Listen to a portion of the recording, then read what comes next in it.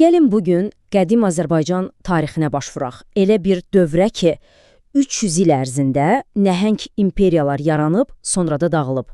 Amma bu sadəcə bir fəth hekayəsi deyil, eyni zamanda bir xalqın necə formalaşmasının hekayəsidir. Hekayəmiz bilirsiniz heç də sakit bir krallıqla başlamır. Yox, əksinə, hər şeyi kökündən dəyişən bir fırtına ilə başlayır. Təsəvvür edin, şimaldan Cənubi Qafqaza doğru şütüyən atlı döyüşçülər, əsl fırtına kimi. Baxın, bugün nələrdən danışacağıq. Əvvəlcə o məşhur şimal fırtınasına baxacağıq. Sonra İskit şahlığının necə yarandığını görəcəyik. Ardınca Midiyanın yüksəlişi və süqutu, Əhəməni hakimiyyəti və sonda əlbəttə ki, Makedoniyalı İskəndərin gəlişi. Bütün bunların bir-birinə necə zəncirvari təsir etdiyini sanki domino daşları kimi aydınlaşdıracağıq. Yaxşı, onda başlayaq. İlk mövzumuz şimaldan gələn fırtına. Yəni, Kimmerlərin və İskitlərin bölgəyə gəlişi. Görək bu hadisə nələri dəyişdirdi? İndi bu tayfaları sadəcə talançı dəstələr kimi təsəvvür etməyin, qətiyyən. Onlar öz dövrlərinin ən mahiratlıları, ən usta ox atanları idilər. Həm də sadəcə qarət üçün gəlmirdilər. Yeni torpaqlar, yeni bir vətən axtarırdılar. Yəni, qarşısı alınmaz bir hərbi siyasi qüvvə idilər. Bilirsiniz, hətta məşhur tarixçi Herodot da onlar haqqında yazıb. Deyir ki, onların istiqaməti bəlli idi, birbaşa cənuba. Kimmerlər sanki yolu açdılar, İskitlər də onların arxasınca gəldi. Və hədəflərindən biri də o vaxtki güclü yerli dövlət Manna idi. Amma bir fərq var idi, İskitlər sadəcə gəlib keçmədilər. Yox, onlar qaldılar və elə burada Azərbaycan torpaqlarında öz dövlətlərini qurdular. Bununla da bölgədəki bütün güc tarazlığını darmadağın etdilər. Bu nə demək idi? O demək idi ki, İskitlər çox qısa zamanda regionun yeni ağasına çevrildilər. Hətta onlardan əvvəl gəlmiş Kimmerlər olsun, yerli güc olan Midiyalılar olsun, hamısı onların hakimiyyətini tanımaq məcburiyyətində qaldı. Və onlar çox ağıllı bir gediş etdilər. Öz mövqeylərini gücləndirmək üçün, deməli dərhal o dövrün böyük imperiyalar oyununa daxil oldular. Necə? Gedib o vaxtın super gücü olan Assuriya ilə müttəfiq oldular. İndi isə səhnəyə başqa bir oyunçu çıxır, yerli bir qüvvə olan Midiyalılar. Onlar bu köhnə qaydalara qarşı çıxırlar və bu, hekayəmizi çox dramatik bir məcraya yönəldir. Gəlin bu hadisələrin ardıcıllığına bir baxaq. Deməli, əvvəlcə Midiyalılar İskitlərlə birləşib Assuriyadan ayrılırlar.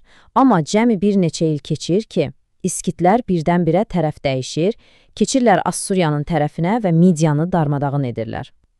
Dəhşətli bir xəyanət, elə deyilmi? Amma hekayə bununla bitmir. Midiyalılar təslim olmur. Onlar yenidən ayağa qalxacaqlar.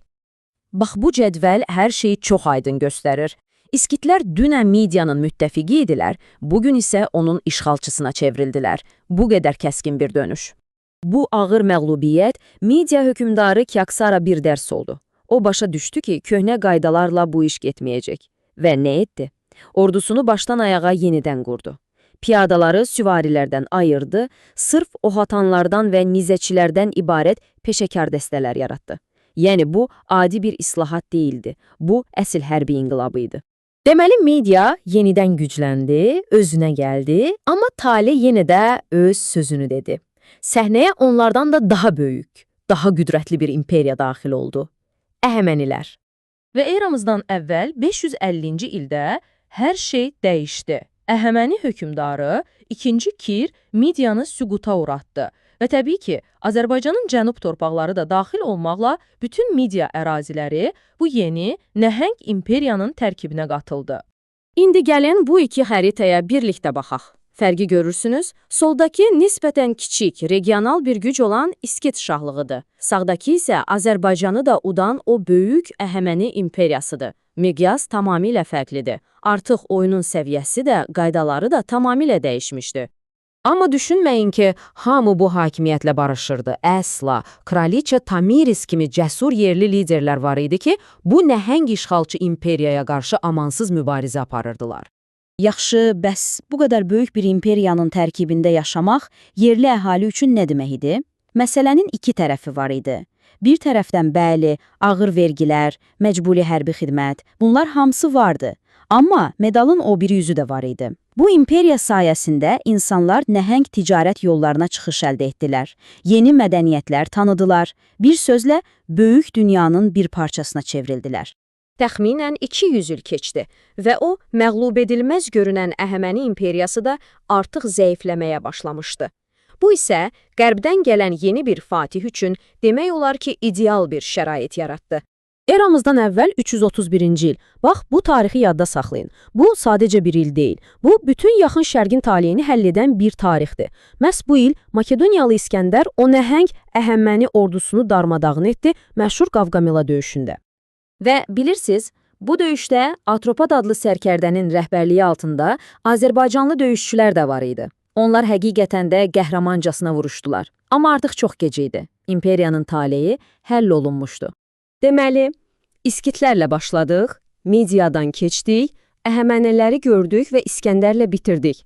Bax, bu 300 illik fətlər, süqutlar və üsyanlar bizə əslində çox sadə bir həqiqəti göstərir. Heç bir güc, heç bir imperiya əbədi deyil. Hakimiyyət hər zaman bir əldən o birinə keçir. Və maraqlısı odur ki, hər bir süqut əslində yeni bir yüksəlişində başlanğıcı olur.